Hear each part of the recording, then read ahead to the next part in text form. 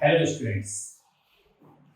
Today once more I am going to teach about English speaking.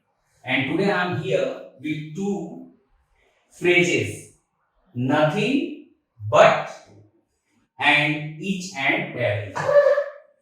Here nothing but each and every both phrases have been given and I am going to tell you about these both phrases.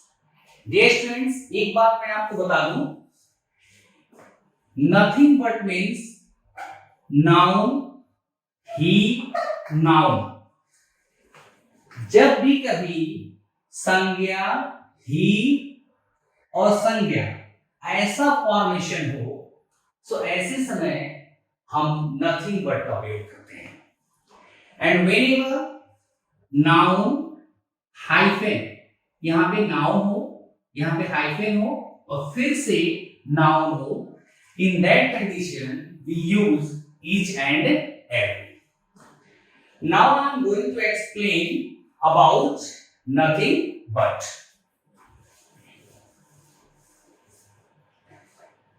A sentence I am going to give here.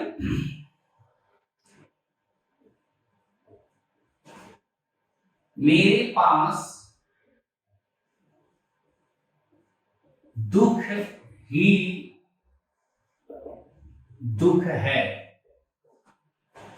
ये वाक्य आपके पास, इस sentence is here. मेरे पास दुख ही दुख है. Very simple. I have nothing but sorrow. See here, दुख noun है, ही नाउन है, दुख नाउन है. Means noun, he, noun. In that condition, we have to use nothing but. If I am going to give you the formation, so you can say nothing but plus noun. This formation you have to remember. One more example. यहाँ पानी ही पानी है. This example has been given. अब यहाँ पानी ही पानी है. Basically ये यूज देयर का है. अब देयर लगाया हमने यहाँ पे. There is nothing but water here. There is nothing but water here. One more example. वहां फूल ही फूल हैं. सेंटेंस वहां फूल ही फूल हैं. Now there is. आप लोग सोच रहे होंगे इज क्यों लगेगा, क्योंकि यहां पर तो फूल प्लूरल नंबर दिख रहे हैं. Whenever nothing but is there in that sentence, in that condition this nothing is the real subject. If there is there in the sentence, it means I am going to explain. जब किसी वाक्य में there हो, ऐसे sentence में main subject के form में nothing को ही लिखते हैं. And nothing is always singular number. So there हमने यहाँ पे लिखा. फूल से मतलब नहीं है, फूल से मतलब नहीं, यहाँ पे हमसे हमें मतलब है nothing से. There is nothing but flowers. और अभी वहां की अंग्रेजी बच गई there. So sentence will be there. There is nothing but flowers there. वहां फूल ही फूल हैं. Like that, you can translate many kinds of sentences. यहाँ समस्या ही समस्या है, कमरे में लड़के ही लड़के हैं, देश में कोरोना ही कोरोना है। इस तरह के जितने भी सेंटेंसेस आपको मिलते हैं आप बना सकते हैं। इस तरह के फॉर्मेशन या तो देयर के साथ आएंगे और या तो हैव और हैव के यूज में आएंगे। अब जैसे मैं कहूं कि मेरे पास पैसा ही पैसा है, तो मैं बोल सकता हूं I have nothing but money. अगर मैं बोलूं उस कमरे में लड़कियां ही लड़कियां हैं, तो सीधे हम बोलेंगे there is nothing but girls in that room. So like that you can use nothing but. अभी नथिंग बट का कुछ अलग भी यूज होता है, so I will tell you that. ऐसे कंडीशन में वर्ब की क्वालिटी पे फोकस करते हैं। अभी मैंने बताया कि संज्ञा पे फोकस करना है, अब हम वर्ब पे फोकस करेंगे, क्रिया पे। ऐसे फॉर्मेशन कैसे रहता है, वह सोता ही रहता है, इस तरह के फॉर्मेशन होते हैं। अभी इसमें हमें क्या करना है, वर्ब ही और तब ये रहता है, इसके जगह था भी हो सकता है। ऐसे जैसे वह सोता ही रहता है, वह रोता ही रहता है, तुम हंसते ही रहते हो, इस तरह के सेंटेंसेस हो। अब हम कैसे बनाते हैं ये हमको देखना है। फॉर्मेशन में देखा आपने वर्ब ही रहता है या रहता था, रहता थी, ऐसे कुछ भी हो सकते हैं। बस इतना फोकस करना है कि वर्ब ही और यहाँ पे रहना कह सकते हैं, उसके बाद से है, हूं, हो, था, थे, थी, any word can be there.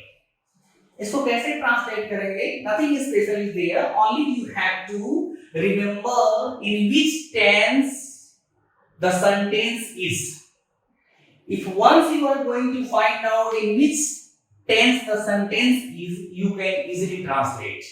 एक बार आपको मालूम चल गया कि किस टेंस में दिया हुआ सेंटेंस है, तो इसको बड़े आसानी से, बड़े ही आसानी से, वह सोता ही रहता है, इसको देखा जाए,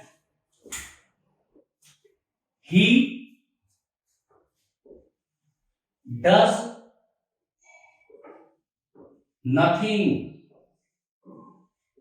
but sleep. He does nothing but sleep. वह सोता ही रहता है, वह रोता ही रहता है, he does nothing but weep.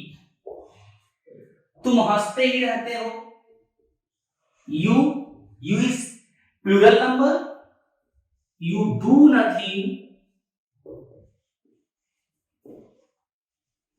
but laugh, LUGH. One more example, Radhika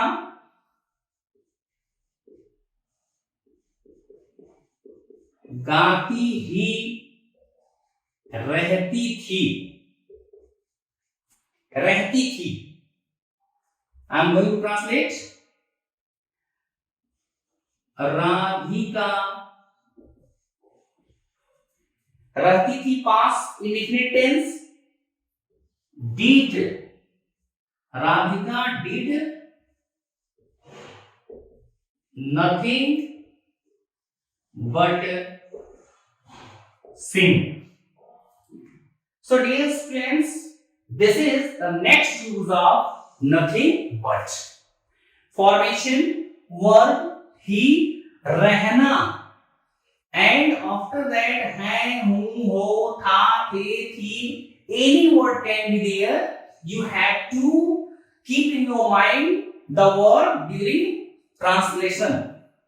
Now one example, two example, three example. वह सोता ही रहता है। आप देखेंगे वर्ब ही रहता, वह रोता ही रहता है, हियर वर्ब ही रहता। तुम हंसते ही रहते हो, हियर वर्ब ही रहते हो। वही बताया हूं कि यहाँ पे रहना मान के चले, यहाँ है, हूं, हो, था, थे, थी, कुछ भी हो सकता है।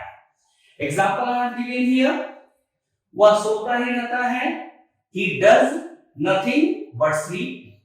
वह रोता ही रहता है, he does nothing but weep। तुम हंसते ही रहते हो, you do nothing but laugh। Radhika गाती ही रहती थी, Radhika did nothing but sing। Now I am going to tell you each and every।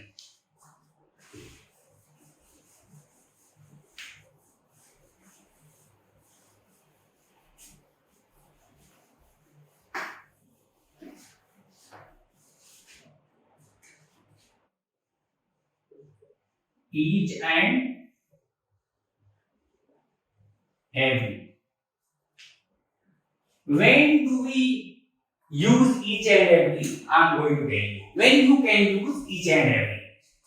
each and every means noun आपके पास है और फिर बीच में हाइफन और फिर नाउन।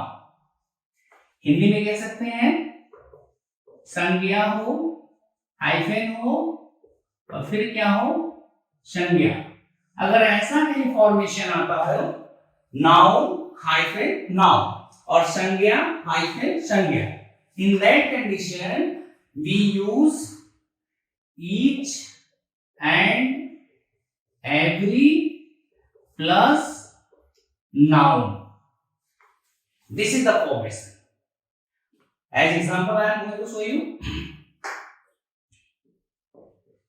एक एक बूंद रक्त अमर है, ये सेंटेंस।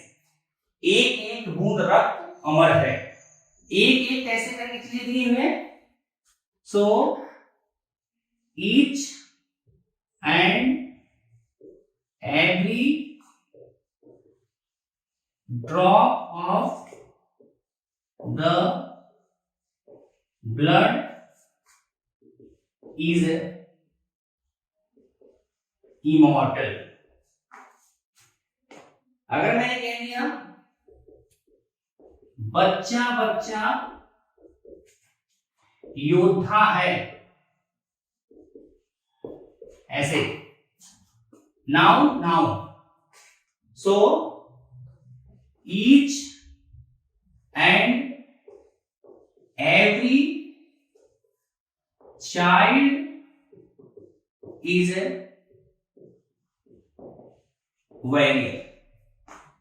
सो अभी इस तरह से कितने भी सेंटेंसेस एक्सप्लेन किए जा सकते हैं, जैसे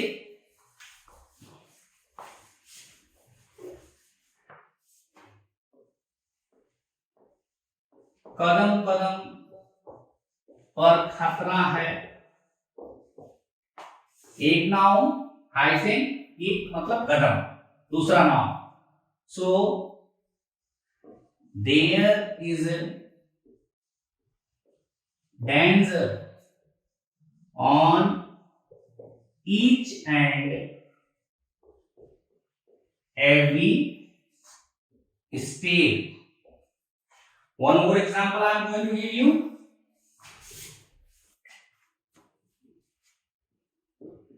कण कण में भगवान हैं, दिस वन इज देयर।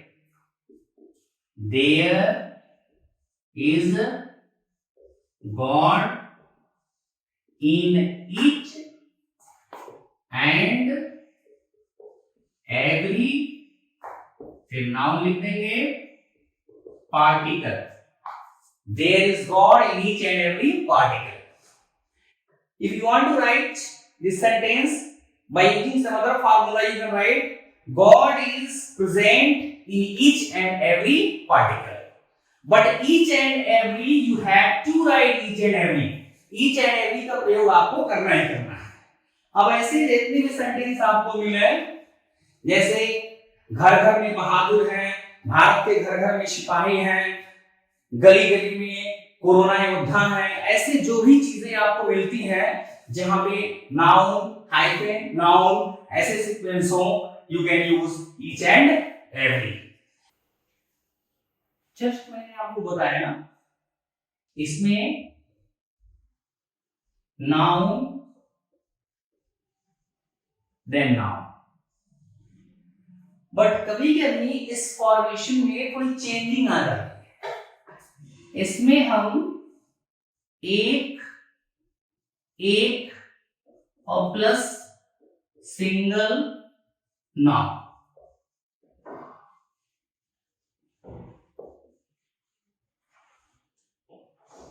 ऐसा फॉर्मेशन आ जाता है। तो आपको कंफ्यूजन हो जाता है कि सर ने बताया था कि नाउन हाइफन नाउन, अभी तो यहाँ पे एक एक फिर नाउन आ गया, तो लगभग लगभग चीजें एक जैसी होती हैं। अगर मैं बोलूं बच्चा बच्चा नेता है, ऐसा सेंटेंस में बोलूं तो इसको मैं ऐसे भी कह सकता हूं एक एक बच्चा नेता है। So I am telling you this one again to remove your confusion. आपके दिमाग में कंफ्यूजन नहीं होना चाहिए कि नाउन हाइफन नाउन की जगह पे एक एक करके क्या हो सकता है।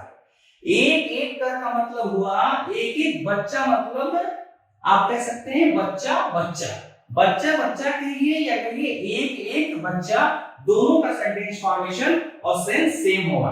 अब दोनों को अगर हम ट्रांसलेट करें, ईच एंड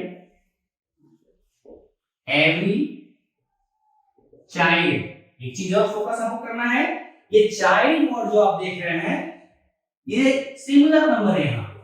तो one more thing you have to remember that here whatever noun will be there that is always singular number, क्योंकि each और every के बाद हम हमेशा सिंगुलर नंबर नाउन का ही यूज करते हैं, कभी भी प्लूरल नंबर नाउन नहीं अप्लाई करते हैं।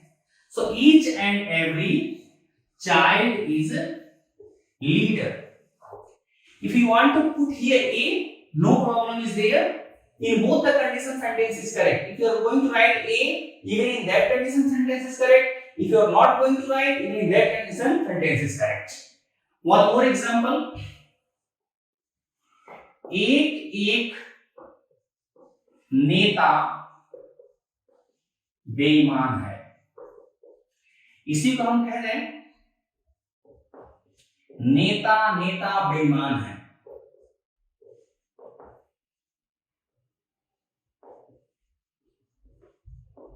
थोड़ा सा ऑड लग रहा है सुनने में, तो इसीलिए इस तरह के फॉर्मेशन लिख दिए जाते हैं, एक एक नेता बेईमान है। लेकिन इसका ही मतलब हुआ कि नाउन हाइफन नाउन। फिर इसको भी ट्रांसलेट करेंगे, each and every leader is dishonest, आप ऐसे कह सकते हैं। तो इस तरह से ईच एंड एवरी को ही आप प्रॉपर तरीके से बना सकते हैं। Now students, you have to watch the video from beginning to ending, and if you are able to understand anything, you can write to me in the comment box. I will try to help you. Thank you.